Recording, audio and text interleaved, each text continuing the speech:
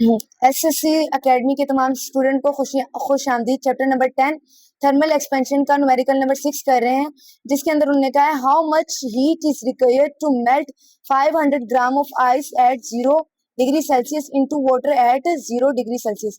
एक जो हमारे पास हीट हमें कितनी चाहिए होगी 500 ग्राम की आइस को मेल्ट करने के लिए, जो कि 0 डिग्री सेल्सियस टेम्परेचर पर है, और जिस पानी के अंदर हमने उसको मेल्ट कराना है वो भी 0 डिग्री सेल्सियस पर है। साथ में उन्होंने हमें लेटेंट हीट ऑफ फ्यूजन दे रखी है। ये काफी ज्यादा इजी न्यूमेरिकल है। तो सबसे पहले आप ना गिवन डाटा लिख लें। उसके अंदर सबसे पहले उन्होंने क्या दिया, हमें मैस ऑफ आइस दी है, जो कि हमारे पास क्या है, मैस ऑफ आइस की बेटा हमारे पास ये देखें 500 ग्राम। तो मैस किस में होता है, किलोग्राम में या फिर ग्राम में? ऑब्वियसली किलोग्राम में होता है। तो चेंज करने के लिए हम क्या करेंगे, 500 को डिवाइड कर देंगे किस पे, 1000 पे डिवाइड कर देंगे। तो आपने बेटा जल्दी से डिवाइड कर लेना है। 5 डिवाइडेड बाय 500 डिवाइडेड बाय 1000,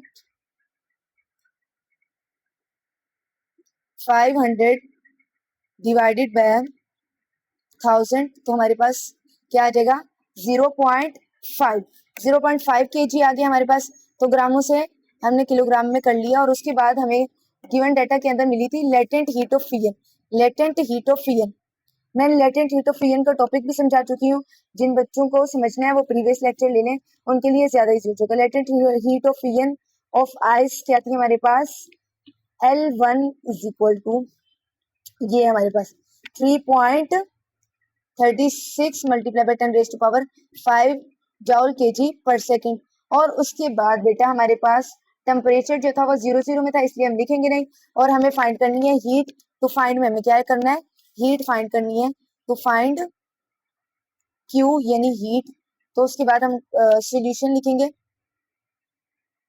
और सॉल्यूशन के अंदर हमारे पास फॉर्मूला है लेटेंट हीट ऑफ फ्यूजन का। यू नो दैट, टॉपिक समझ लीजिएगा। तो फॉर्मूला भी उसमें मैंने समझा दिया है। तो Q is equal to, Q का मतलब हीट, मल्टीप्लाई बाय मैस को हमने मल्टीप्लाई कर देना है लेटेंट हीट ऑफ फ्यूजन के साथ।